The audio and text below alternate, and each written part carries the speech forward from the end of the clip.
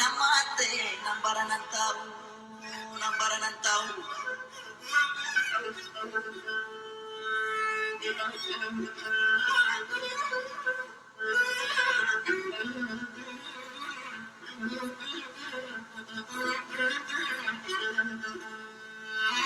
Surre di barante tapatu waranata Surre di barante tapatu waranata Urro ke ufitti dutte tapatu tatafatan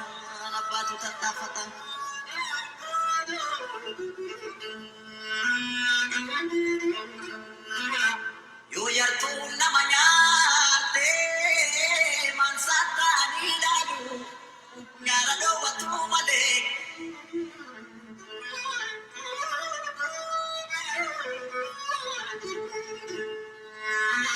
akashi lamu nyare biyenya tisumale yo yartu ranani gapa sudataman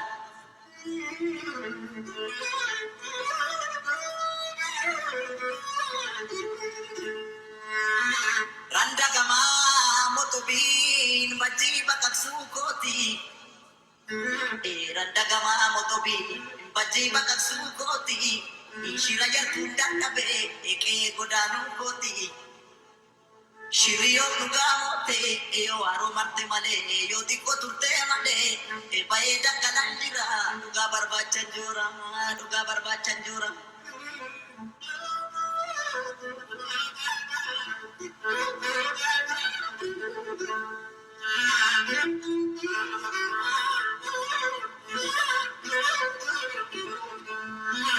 Samalo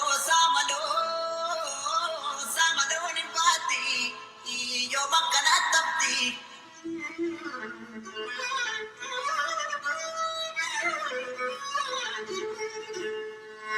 Shiri dabat tatamte darsabulen furapti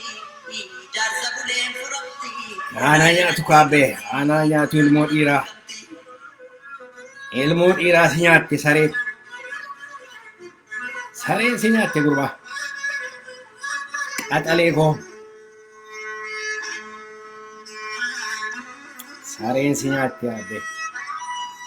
Abshir gumaan ke baajira qeerroon gumaasii baasa saroota kana biyya abbaa keenyaa beesaa baafne darsa ishee guurtee baati biyya abbaa keenyaa keessa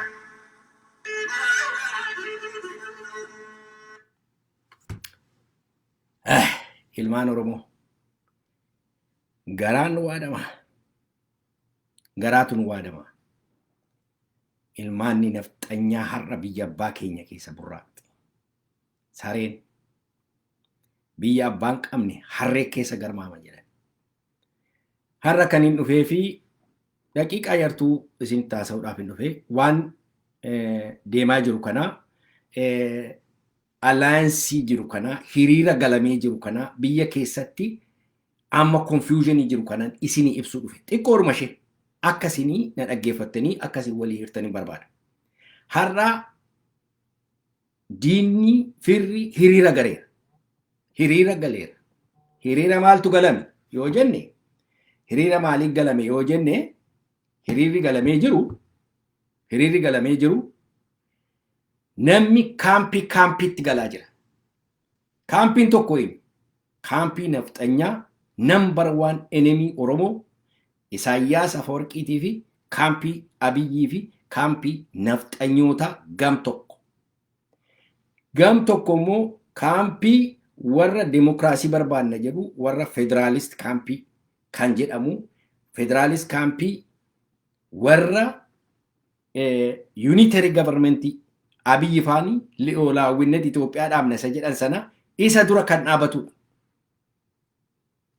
Kaampiin tokko. Kaampiin Oromoo immoo jira. Kaampiin Oromoo kun immoo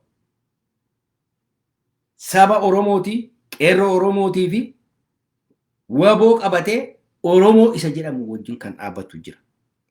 Amma egaa push and pull jira. Kaampiin Oromoo kuni raafamaa jira. Gar tokkotti akka luucoofnee fi intirestii karaa garaatu itti qubatti dhadhaa jira. Isa kanan isinii ibsuu barbaada.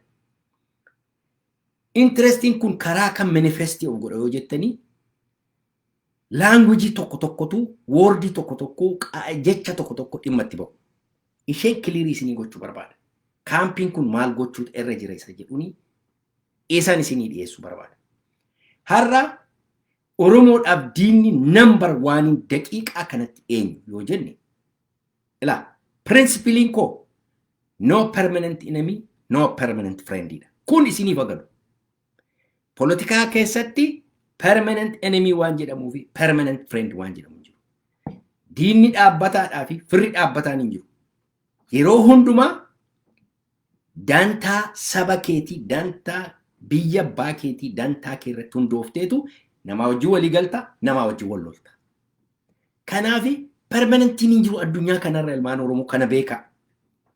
Kanaaf ani wanti isin ibsuu barbaade har'a amma kanatti diinni number 1 saba Oromoo Isaayyaas Afwerqiitii fi nafxanyoota. Abiyyi kan hiriiranii ilmaan nafxanyaatii fi Isaayyaas Afwerqiiti. Diinni keenya inni jalqabaa. Kanarratti walii galla. Amma kaampii waanii keessatti firris diinnis wal ga'ee warra kana kaampii federaalistii keessatti diinnis jira, firris jira, kan nu yaadus jira, kan nu yaadnes jira. Har'a yeroodhaaf kan wal geenye, kan walii gallu ajendaa tokko irratti. Ajendaan kuni Isaayyaas Afwerqiif Habashaa rukutuu irratti. Isaayyaas Afwerqii fi nafxanyoota biyya abbaa keenya rukunnee baasuu irratti walii galla. Tactical alliance jedhama ilmaan Oromoo kun. Tactical alliance jedhama. Tactical eega isaan rukunnee booddee akka itti walii wajjin hojjennu deebinee spell outii gooneetu negotiate goona. Warri karaan dura nu baddalanis maal akka ta'uun irra jiru akkamittiin poolisii akkamiitiin akka walii wajjin hojjennu lafa kaa'an. Kana jechuun maal jechuudha?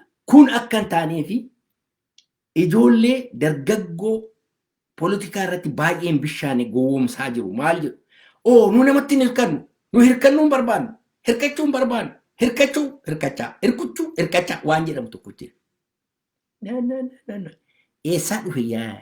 Eessaa dhufe woordiin kun? Jecha kan kuni kooyinii kan godhe eenyu? Eessaa baay'ee waa'ee nama irratti hirkachuu? Namatti irratti hirkachuu waan jedhamu jiru. Interestidha. Mucaan jaalladhu tokko wajjin naasa'e.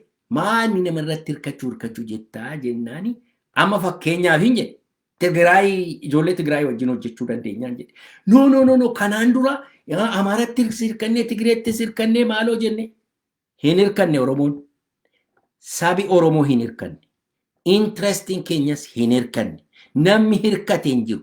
Kan hirkate warra ayyaalaallattuu, warra Oromoo hoogganna jettu, warra ayyaalaallattuu jaarmaa keenya gurgurte, uummata keenya fuutee kaampitti galchitee ficcisiifte, warra harka ishee miila ishee qabattee nafxanyaatti galtee nafxanyaa jalatti wal geesse. Warra kana kan nu gurgurataa ture.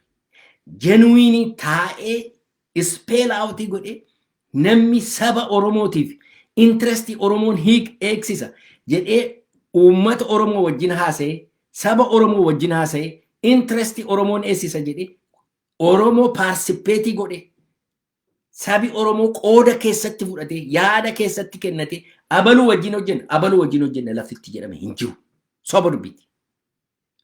Hundumtuu okolee guuree dhiiga kana qicatee gurguruutti fiiga. Akkasittiin gurguramne ilmaan Oromoo. Kanaaf yeroo waa haasoftan yeroo woordii tokko darbattan abaluu OPDO nu godhachuuf abaluuf hojjeta birrii fudhate. Waan akkasii taasaa. Kun eenyutu kooyinii godha beektu ilmaan nafxanyaatu Oromoo isa achi firifaarii nyaatu kanatti darbata. Inni gadi bayeetu utuu na lanfatiin gadi bayee Oromootti gadi tufa. Kana beekaa ilmaan Oromoo. Har'a nuyi warra federaalistiin kana keessa maaltu jira? Sidaamaa jira. Walaayitaa jira. Haadiyaa jira. Uraagee jira. Qimaantitu jira. Agawutu jira. Tigreetu jira. Jarri kuni interestii keenyaa wajjin overlappii godha. Maalin diina Oromoo isa ta'e Isaayyaas Afarqii fi ilmaan nafxanyaa ilmaan Minilik isaanii loluudhaaf deemaa jiru. Kanaafitu temporarily isaanii wajjin yeroodhaaf isaanii wajjin dhaabachuutu nurra jira. Eega isaan kufanii Itoophiyaan kun dismantled ta'e booddee akkamittiin jiraanna isa jedhu waan irratti walii gallutu teenye haasoo. Amma gaa uummanni Oromoo wal'aansoo isaa ofitti fudhateera. Qeerroon ofitti fudhatee waanta ta'eef waan qeerroo barbaadu waan uummati Oromoo barbaadu hundumtuu kan keessatti qooda fudhatetu walii galteedhaan ta'ama. Eega diinni adamee booddee reeferaandamii qophaa'ee ture reeferaandamiitti dhiyaate uummati Oromoo elaa konfedereeshiniidhaan hin jiraadha. Federeeshiniidhaan hin jiraadha. Complete independencyidhaan hin jiraadha jedhee murteeffata lamaan Oromoo. Waan hirkachuu maaloo achi hirkachuu achitti wal hirkisuu hin jiru. Kan kanaan dura hirkachuu fide warra ayyaallallattu warra nu gurgurteetu kana godhe. Isaan meemorii sana fuunee asitti abaluu wajjin hojjetu. Abbaa fedhe bineensi lagaa yoo dhufe har'a Isaayyaas Afarqiitti nama xiyyitii tokkos argadheennaan wajjiniin tokkosa. Har'a nafxanyaatti nama rasaasa dhukaasu argadheennaan wajjiniin itti dhukaasa. Poolisiin keenya kana ta'uu qaba. Kanaa ala childish kan ta'e, imbecile kan ta'e, tiyorii hin jirre fiddanii naasayina. Mee egzaampelii tokkoon isinii kenna. Egzaampelii tokkoon isinii kenna. Biyya South Afrikaatti nama Mandeellaa hidhaa ture tokko South African National Party kan jedhamu kan adiidha. De Klerk kan jedhamu kan geggeessaa ture. Nama Mandeellaa hidhaa ture tokkotu Mandeellaadhaa hidhaadhaa baase. Mandeellaan maal godhu? Namicha kana fuudhee nama isa hidhaa ture, nama South Africa dhiiga isaa dhangalaasaa ture, nama maal gochaa ture kana fuudheetu temporarily allaa godhee warra extremist, white extremist ittiin rukutuuf jedhee warra kana namicha kana fuudheetu mikittilii isaa godhate, itti aanaa isaa godhate. Maaliif? Jarri kun farsaayitiidha. Ilmaan Oromoo. Farsaayitiidha. Beeku politikaa galaaf. Kanaaf kana godhate malee De Klerk nama isa hidhee nama isa ajjeesee ilmaan isaa haadha manaa isaa garafaa ture obbolaa isaa fixaa ture yeroo inni fuudhee itti aanaa isaa godhatu kuni warra politikaa hin beeknetti baay'ee sarpiraayizii godha hin naasisa. Garuu warra politikaa beekutti har'a eenyutti hirkadheen eenyu rukuta. Immediate enemy koo eenyu diinni koo inni ammaa eenyu isa jedhu ilaalta. Yes, wayyaaneen nu balleessite. Yes, kana nu goote. Yes, diina kee. Garuu har'a diinni diina kootii fira kootii isa jedhu principally sanatti dhimma baanee jara kana rukun. Isa sana booddee itti deebina. Isa sana booddee itti deebina. Itti deebinee itti gaafatama isaanii ba'u isaanis. Akkasitti deemama. Propagaandaa afuuftan immoo of eeggadhaa. Abaluu horii fudhadha. Abaluu kana godhadha. Interestii saba Oromooti ilaalamu qaba har'a. Har'a interestiin keenya maayin? Har'a interestiin keenya sabaaf sablammii warra federaalistii bukkee buunee hojjechuudha. Complete federeeshinii dhaquudha? No, akka Daani'el Dafaatti har'a federeeshinii kana keessa seenuudhaaf baay'ee nu rakkisa. Independensiidha kan nu barbaachisu. Independensiidhaaf dhaabannee reeferaandamiitti adeemuutu nurra jira. Uummanni Oromoo sagalee itti kennuu danda'utu nurra jira. Feetii isaa fuudhee paartii tokkotti kennuun irra hin jiru uummati Oromoo. Uummati Oromoo keessatti qooda fudhachuutu irra jira. Uummati Oromoo inni madaa'e isheen ulfa taatee ajjeefamte. Ijoolleen isheen haati dhattee mucaa keerra taa'i jedhamte. Isheen haati abbaan manaa ishee manaa hojiituu dhaqu mormarraa kutanii gubanii Harargee keessatti bineensa nyaachisan. Hunduma kanatu qooda keessatti fudhachuutu irra jira. Sagaleen hunda kana dhaga'amuutu irra jira. Kana hundumaa kan gochuu danda'u dargaggoon seenaa, qeerroon seenaa kana hundumaa walitti fidanii yaada kana cuunfanii independence yoo jedhame, confederation yoo jedhame, federation yoo jedhame, isa kana warra uummata Oromootu qooda keessatti fudhata.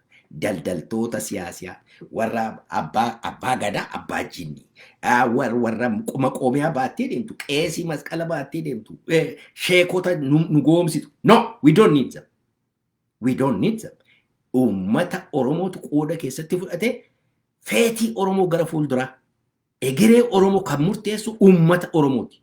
Paartii siyaasaa tokkoyyuu miti. Uummati Oromoo qooda keessatti fudha. Haala nagaa nan nyaattu lama nan nyaattu. Uummati Oromoo mataansaa taa'ee haasa'ee karaa irra deemu murteeffachuu barbaachisaadha. Kanaaf anini the enemy of my enemy is my friend inni jedhuuf kanaaf. Kanaaf alliance kana jira. Hiriira biyya sana keessa jiru. Hiriira diinni iddoo kam jira? Firri iddoo kam jira? Eenyu fa'i diinni? Eenyu fa'i firri? Nummoo gara tokkotti xuuxxachuu nurra jira.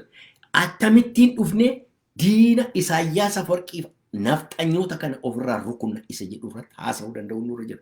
Kanaaf eenyu fa'i wajjin dhaabanna? Har'a nama qawwee jara kanatti dhukaasu, nama rasaasatti dhukaasu hundumaatti wajjin dhaabannaa jechuudha. Kanaaf hirkannaa jechuun miti. Namni si hirkise diina keeti.